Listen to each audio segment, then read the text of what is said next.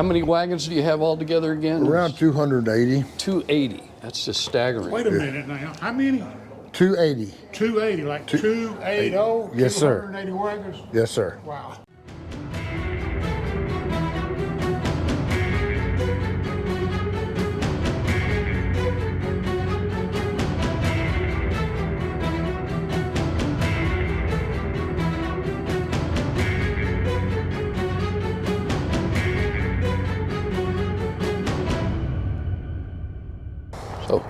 I'm Dave George with the Wild West History Association. I'm here at the Buggy Barn in Blanco, Texas with Dennis Moore, the owner, who started this about 13 years ago. And you're going to see more than you ever expected today. He's assembled probably the best collection of wagons and carriages in the country. One of the best, we're the largest in the state of Texas, one of the largest in the United States. And our old West town is fully functional. The first building we did was a church, and then we worked on this side of the street, and then just worked as we could afford it, did this here. We did this during the COVID stuff. Right. And well, you got quite a place. That's a 3,000 square foot event center for weddings, parties, or movies. As you're driving down 281, you can't imagine everything that's here. No, it's everybody says, I've been by here 100 times, I never knew this was here. So. Right. No, it's quite a assemblage of buildings and vehicles, and it's fantastic. When we started, this is where I stockpiled my road construction stuff, porta pots, sand, gravel stuff. I see. There's a picture inside of what it looked like before and what it looks like now. So. I see. Okay. Big transformation, and then we got our Texas Ranger deal. I've got kinfolks on both sides of the family that were Texas Rangers. Is that right? 3 of them here in Blanco County, one up buried at Fort Hood. I see. So I dedicated that to them. Got no authentic jail in there. Wonderful. Texas Ranger memorabilia. I see. So you were in the construction business. I guess that was a big asset in putting all this together. Yes, sir. And I'm still doing that. That's what helped keeps the doors open, because it's very expensive trying to keep this thing up and going. And no, I can imagine. Taxes about to kill us. Oh, really? Yeah. But anyway, it's a labor of love. I enjoy doing it, so I can't imagine doing anything else. So Dennis, give us a brief history of the museum. As I mentioned, you started this about 13 years ago. Yes, sir. And you started with the church and built that building, and then you started bringing in buggies and wagons and so on? I had a small collection, about 30 buggies before. Oh, really? I see. And just something I loved. Your personal collection that you turned into an attraction. Right. And I got you. We did the movie True Grit, and then I had them all packed in a barn at the house, and the lady said, can you get them out so I can see them? Right. And after that was over with, this building became available. I had it for a rental store. I see. And when I sold that out, so I just put the buggies in there and spread them out, and it's just grown since then. It just took off. So you started with your collection of about 30 buggies, and now you have 200. 270, 280, somewhere around there. 280. That's incredible. So I'm still looking for more. I'm running out of places to put them. Well, I imagine it's best if you put them undercover. Yeah, they're all fixed with their undercover. This one back over here just came off the movie set, 1923. Right. And I haven't got it under the barn yet, but we have barns or covers for all of our carriages. Well, speaking of movies, you were involved with There Will Be Blood. Yes, sir. True Grit, the remake. Remake of it. Killers of the Flower Moon, 1883, Magnificent Seven, Abraham Lincoln Vampire Hunter. That should have been interesting. That was down in Louisiana. Dr. Quinn, Medicine Woman, and The Chosen, as well as Borer. The right? Dr. Quinn Medicine Woman, we have a wagon from there. I didn't work on that one. Oh, I see. Yeah. Okay. And then we did Bass Reeves and let's see, 1923. I've gone to New Mexico, worked on a film up there. Went to Louisiana twice for 3 months. Went to Florida for 1, Oklahoma for 6 months. I see. On Killers of Flower Moon, that lasted about 6 months up there. So, for like Killers of the Flower Moon, you had to bring all the wagons up there. I took like 30 wagons up there and 15 head of horses. And you had to stay there the whole time. Yeah, we stayed there while they were filming. Yeah. In case they needed you. Yeah, and we were. Something went wrong with something. Yeah, we were filming using animals just about every day, and there were some other wranglers there that had wagons and horses. So we had a big arena there they rented for us, and used to be a cafe in there, so we fixed that up for our headquarters, and we had RVs, so we just made home right there. I see. Well, So it was interesting. so when a movie studio needs carriages, I imagine your name comes up. Yes, sir, quite a bit. Like I said, it's just been word of mouth. I haven't really advertised it. Just that every movie I do, meet new people, new faces, and then they hear about me. And it's a big business, but it's a small world. Everybody knows everybody. Right. Well, hey, word of mouth. That's the best advertising. It is. Well, let's go look at a few buggies. Okay. We're going to film everything that you have quickly, but then I want you to show us your top 5 in Okay. your opinion. Which ones are the best? So how many square feet do you have here with carriage displays? Roughly. Around 12,000. Around 12,000. Yeah. And that's in like half a dozen buildings or Right. so? Mm-hmm. And what do we have in here? This is our what we call K&D livery stable. We Okay. have a hitch wagon, a stagecoach. We have a jail wagon that was used in Dr. Quinn, Medicine Woman, also in Bass Reeves. These wagons in the back are from the TV series The TV series The Chosen, Right. a Christian deal, and those are really ornate. They fixed them up. We went to Utah last year, filmed up there with them. I see. This edition here, we have our chuck wagon, we've got a Conestoga wagon, a prairie schooner, ox cart, an ambulance, an old fire wagon, and some fire extinguishers and small stuff like that. Right. Well, Just a variety of stuff in here. hundreds of different uses and designs.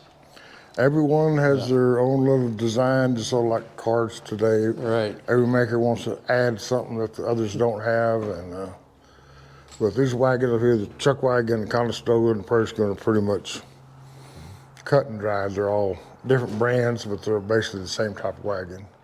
So in this barn, what do you have you segregated something? Yeah, we call this Wagon Alley before Wagon we put Alley, a roof okay. on it, but it's got all the different wagons.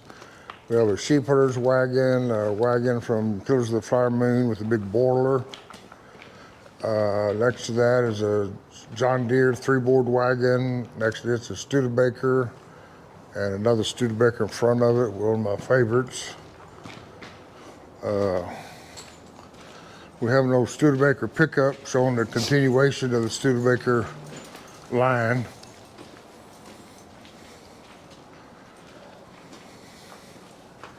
Then I got a little motorized one there.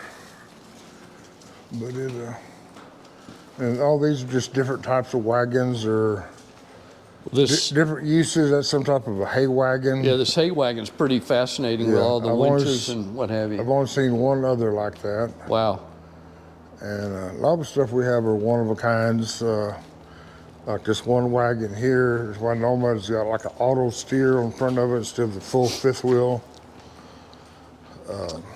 Well, I imagine after all these years, there aren't many authentic wagons, vintage, left. They're getting fewer right? and fewer. They still, I guess up north and east, they've got some in barns and whatnot, and they still pull them out. I go to auction in Indiana, and they're getting fewer, but there's still few out there that are. I imagine. But it's rare to find one with good writing on it that shows the brand and who sold it. Well, you know, most of them were used as a tool, and then they Right. would just put them out in the field, and they would deteriorate, and they're gone. Yep. So Of I course, guess some of they would take care of them. They put them in a barn and whatnot. you're but lucky if you find it in a barn, I Yeah, guess. mhm. Right. There's still a few barn finds, but here's another type of an old wagon. It also has a brake on the back side of it, so if you have a team of horses or oxen pulling it, you give them voice commands, and then when they stop, you can set the brake in the back while you're loading your hay or whatnot on it. small livestock wagon, another type of a hay wagon. And this continues on around. We've got vis-a-vis, just Now we're transitioning here into a different use. right. These are carriages. These are like passenger Right. carrier right, private carriages. personal carriages. Got a little racing one here, a couple to haul people, vis-a-vis, a Landau, but most of them are just personal drivers that you'd use on the farm or going to town to get something or take the family to church or whatever in. Right. And So we've do you have your own horses when people ask you to provide horses and everything, or how do you do that? yeah, we have 26 head of horses. Really? I think it's 24 horses and 2 mules. You have 26 horses ready Yeah. to go Yes, sir. and 2 mules. Wow. And that's takes a lot of feed. But it's I enjoy what I'm doing. It's been a blessing. Well, as you talk, this just gets bigger and bigger. It does. And I enjoy trying to teach people history about where we came from, how we got to where we are today, because if you watch a Western, you see like 4 or 5 different buggies in that city. You see a Right. stagecoach, doctor's buggy, a freight wagon, maybe Right. a hearse. And that's basically what you see. But, there's so many different types, which I didn't realize till I started collecting. Right. I said, well, I don't have one like that. And here's a couple of Hanson cabs. In the What is corner a here. Hanson cab? It's like a taxi cab up in New York, different Oh, okay. places. The driver would sit up here on top. He's got a lever that opens the door. And he lets them in. It's got a little box on top. He can take their money and find out where they want to go. I see. Like I said, just a That's a neat taxi design. cab for 2 people. So I see a lot of wooden wheels. Yes, sir. Just So you all have of- wheelwrights that you can go to and Yes, get sir. these There's, maintained and right. repaired and that sort of thing? There's a wheelwright in Gonzales. I just took some down there this past week and had full wheels redone for a wagon I'm rebuilding. And then I use an Amish guy up in Indiana quite a bit. I imagine that. the Amish know how to make a wheel. They do. That's all a lost art. Not everybody knows how to do that anymore. Right. It's harder and harder to find somebody that. How many wagons do you have altogether again? Around 280. 280. That's just staggering. Wait a minute now. How many? 280. 280, like 280? Yes, sir. 280 wagons? Yes, sir. Wow. And this one you say this company was a predecessor of Porsche? Yes, sir. Really? Yeah. Then another room, we got a predecessor of a Buick car, which is a McLaughlin wagon. So a lot of automobile companies came out of wagon makers. Correct. And then most of your tractor, John Deere, Case, International, Moline, all made wagons in the implement business. And then So some of them went into automobiles and some went into tractors. tractors And and, then there's- agriculture equipment and There's so on. Knapide is a wagon manufacturer, and they went into making commercial bodies for trucks. I see. And so happens I've got a flatbed that has that bed on it. So this is the room with your favorites. Yes, sir. Is this where we're going to do the 5? We'll favorites? do one here. There's a couple over there, and that Studebaker wagon out back, and would be my favorite ones. But these are all in a climate-controlled, heated, air-conditioned. The others are just undercover, but they're not heated or cooled. Right. So which one is your favorite in here? It'll be this one over here. It's a park drag. Very unusual. And like I pointed out earlier, there's a spot in there. I've never even thought about it before that has a toilet in there. Uh-huh. And And you say it's called a park drag? yes, sir. And it's here's a picture of this lady driving, and it got people up here on top, and there's room for people inside. Very unusual. This one here is in pristine condition.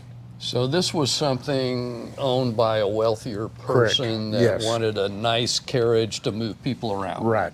And they'd use it for like parties, so like that. In the back end, it has a drawer that opens up, place for ice, wine, or whatever you're drinking, and glasses.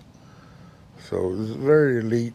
Yeah, very fancy. I've never Yes. seen anything quite this fancy. I hadn't either, like I say. And there in the corner, we have one that owned by actor Jack Palance. He had a buggy collection. The hotel bus down there was his. Really? Mm-hmm. It's pretty amazing. Thank you. So this is all original. Yes, sir. This is Even the upholstery. yes. Really? This is It's amazing it held up that long. It's been well cared for, and it's, going to metal. The doors like an old Model T. Has electric lights. It has little those battery cells underneath there. It must have been very gently used to have the upholstery last 110 years. Yes. But those old timers, they took care of stuff better than people do today. Well, it wasn't a disposable society. No, that's They took true. care of their stuff. And here's the lady that runs the show. Is that right? She's got a bad headache today. I'll let y'all introduce yourselves. I can't remember names. Yeah, I'm Dave. Amanda. How you doing there? I'm Eddie. Amanda. Nice to meet you, Amanda. But she runs the place. I'm just a figurehead. We do both of it. Yeah. And we work on movies together. We've been blessed to work with her on The Chosen and Killers of the Flower Moon and The Sun. And then in 2 different movies, we worked with me, her, and her daughter, and me, her, and her son. So 3 generations working on a big production, not just a little local one. This room here has our Rockaways and Bromes. To your left is a Brome. The driver sets up a little higher. There's no roof over it. Back on this side, you have the Rockaways. The driver sets a little lower and has a roof over it. This one here is a Victoria. We bought it from a lady at Washougal, Washington, and it was supposedly used in Gone with the Wind. And then the guy that restored it said it wasn't, but it was there. So it was on the set of Gone with the Wind, where there's actually in the movie itself. But it has been in a lot of other movies. It's got a tag on front from Warner Brothers. Really? But this is the other room. It's Now this room has one of the 5. yes, has 2 of the Or 5. 2 of the 5. 3 of the 5. 3, okay. Yeah, 3 of the 5 what? 3 of the 5 what? Favorites. my favorites. Oh. This is number 1. This first made in Czechoslovakia in the 1860s. I've never seen another one like it. Amanda did all the painting on it, and a guy over at the gift shop did the upholstery and stuff in it. Really? It looks like a castle there. Maybe it was owned by royalty? You had to be buried. You had to be royalty to be carried in this once Right. you passed. Well, it looks that way. Yes, it was not just a commoner to be carried in it. Right. So yes, when Dad brought this back, he was like, "Hey Amanda, I have a project for you," and I was like, "Okay." He was like, "You get to repaint this and everything," because the angels, when it came back, they had caked on all the paint on it. You couldn't even see all the detail. Really? So we had to. Been repainted over and over. Yeah. And We it was- used almost like dentist tools to scrape the. So you had to strip it? Yes. Really? Wow. And where did you find this one? A friend of mine showed me a picture of it, which is right over there.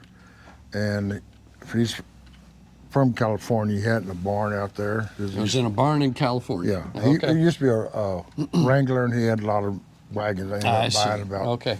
10 of them from him, I think. And I saw it from that picture, and that's the one I wanted. And I haven't seen another one just like it.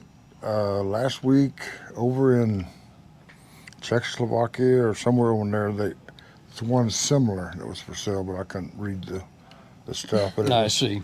but it wasn't quite as nice as this one. When you get involved with one of these movie projects and they want 4, 5, 6, 7, 10 wagons or carriages or whatever, how do you round up the drivers? Well, we have, in my construction crew, everybody drives a wagon. Okay. And my daughter drives, my Okay. son, my granddaughter drives. But on some of the big ones, we have furnished it, and they will have some drivers. I see. Like when we went to Killers of the Flower Moon, I took 30 rigs up there. Wow. Because I couldn't drive all of them, but there was 5 other Wranglers. So you brought drivers and they brought drivers and Right. you worked it out. Yeah. Okay. So, but usually if I send wagons or something nice, I'm there to oversee that they're taken care of. Right. But it's been fun. Been blessed to do what we do, and Well, you've got to be the man to call when somebody needs a wagon like I say, or we're a the- carriage. What are the other two? I mentioned about that Victoria, but I think it may be that Dutch wagon with all the carving on it, Okay. which is one of 4 in existence. Okay. This one right here, my daughter had placed, I don't know, something on Facebook or somewhere, and this guy from the Netherlands saw it and contacted us and said he'd been looking for this wagon for 30 years. He didn't know if it got destroyed during one of the wars or burned or whatever, and he was happy to. So it was a known wagon, but nobody knew where it was. Right. Okay. Because all the other 3 are still in the Netherlands. And Okay. so this maker had only made 4. I And see. so the other ones were still there, and he didn't know where the other one went. And so he'd been searching and searching, and then he found a picture somewhere on Google or something. Someone had posted and contacted us, and so he was so excited to find out that it had not been destroyed. It did not get lost or anything like that, and we had it, and it was safe. So he was very, very excited about Excellent. it. And where did you find it? At an auction in Georgia. Really? Amish friend of mine that I buy a lot of stuff from ran an auction company there in Indiana, and he sent me some pictures. Said, "You need this wagon," and the pictures didn't do it justice. It's so much better than what the pictures were. So one of those that come out good. At the same time, I'd bought 2 wagons from pictures. The pictures looked a lot better than what the wagon actually was, but the wagon was better, and so we knew it was unique, but we just didn't have the history on it until that guy contacted us. And this is mostly like dowels and pegs? Yes. Construction? Yeah, like say this side right There's here. not a lot of screws or bolts or It is- anything? It comes off. These seats will do the same thing. I see. It's Just all fold up. fitted together. Yeah, everything's Just- fitted together, and Yeah. expert workmanship. That's one thing I like about these old wagons. And you could break this down to like a flatbed, I guess, Right. if you wanted. Yeah, they had different beds they Mm-hmm. put on during the week to haul stuff on. This be their Sunday meeting wagon. Well, But it's hard to pick 4 of the favorite, but I think it's those, or 5. And then that's very ornate. That's a beautiful piece. yeah, it's one of the most ornate ones we have. Yes. And of course, I like the old saddles and guns. So there's a little bit of everything here.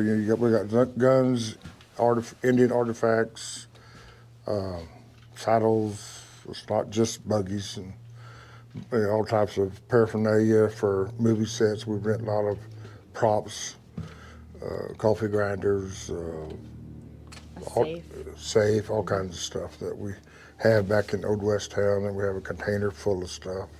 Right. And then on top of that, you're an event venue that can be Right. rented for private parties and that Yeah. sort of thing. Yeah, we do weddings, we do prom, birthday parties. We've had funerals, like memorials and stuff. Well, what's number 5? Your It'd be number that 5. Texas cotton wagon. All right, out let's in go see the Wagon Texas Alley. Cotton Wagon.